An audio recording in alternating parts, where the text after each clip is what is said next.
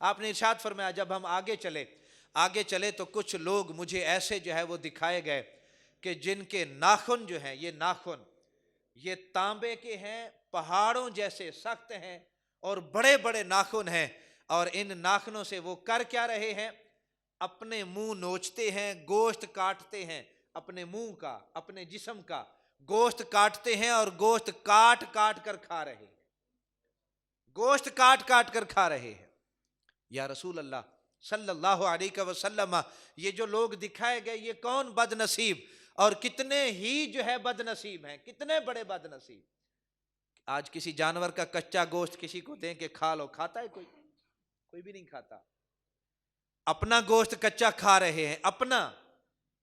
حضور نے ارشاد فرمایا یہ میری امت کے وہ لوگ ہیں جو لوگوں کی غیبتیں کیا کرتے تھے، غیبتیں کیا کرتے تھے۔ یہ ان کا انجام، اتنا سخت انجام کہ اتنے بڑے بڑے ناخن، اپنے چہرے سے گوشت کاٹتے ہیں، اپنے جسم سے گوشت کاٹتے ہیں، اور وہ گوشت کاٹ کر کھا رہے ہیں۔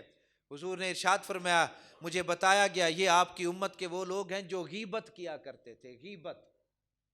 اب غیبت ہے کیا؟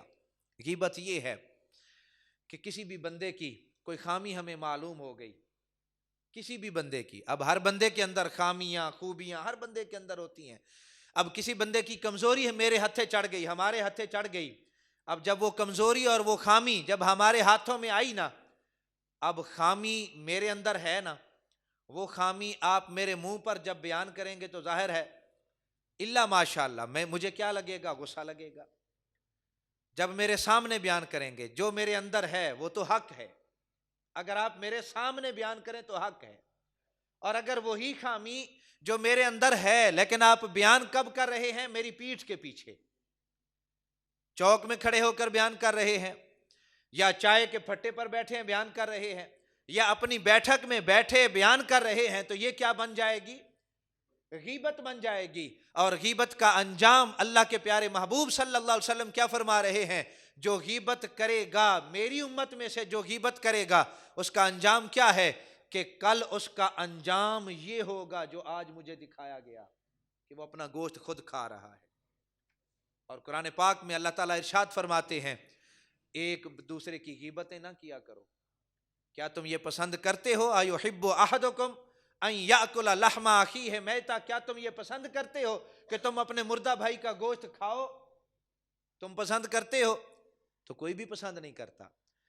جب کوئی بھی گوشت کھانا پسند نہیں کرتا تو پھر ہمیں یہ ضرور سوچنا پڑے گا، دیکھنا پڑے گا کہ ہم گوشت کھانا تو پسند نہیں کرتے، لیکن جب ہم چار لوگوں میں بیٹھے ہوئے ہوتے ہیں تو پھر اس وقت جو ہے وہ ہم فلاں ایسا ہے، فلاں ایسا ہے، فلاں ایسا ہے، اور ہم ان کی غیبتیں کر کے، ان کی برائیاں بیان کر کے اور ان کی کمزوریاں بیان کر کے آخر ہم حاصل کیا کرنا چاہتے ہیں؟ حاصل کیا کرنا چاہتے ہیں؟